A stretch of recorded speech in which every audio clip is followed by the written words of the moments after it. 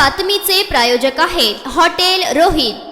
अक्कलकोट तालुक्यातील प्राथमिक शिक्षकांची थकीत व पुरवणी देयके ऑफलाईन पद्धतीने अदा करण्यासाठी शिक्षण संचालक कार्यालयाकडून टॅब उपलब्ध झालेत। त्यामुळे तालुक्यातील 1,400 शिक्षकांना 1 कोटी रुपयाचे थकीत व पुरवणी देयके तातडीने मिळणार आहेत। यासाठी महाराष्ट्र राज्य प्राथमिक शिक्षक समितीने वारंवार पाठपुरावा केला होता। राज्य शासनाकडून जवळपास 59 कोटी इतका निधी थकीत व पुरवणी देयकासाठी जिल्हा परिषदेला प्राप्त झाला होता। 31 मार्च पूर्वी शालार्थ वेतन प्रणालीद्वारे देयके सादर करण्याबाबत शिक्षण विभागाकडून वारंवार सूचना देऊनही अक्कलकोट शिक्षण विभागानं विहित मुदतीत देयके सादर न केल्यानं केवळ अक्कलकोट तालुक्यातील शिक्षक वंचित राहिले होते। तालुक्यातील शिक्षकात मोठ्या प्रमाणात असंतोष निर्माण झाले होते।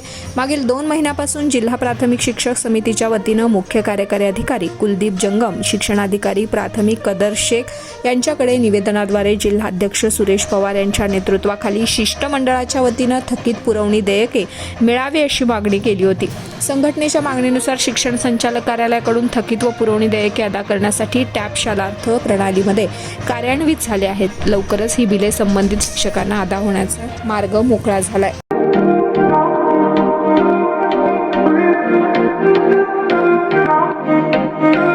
सोलापुरात व्हेज नॉन व्हेज जेवण मिळण्याचं एकमेव ठिकाण हॉटेल रोहित। चवीला टेस्ट हॉटेल रोहितचे जेवण बेस्ट।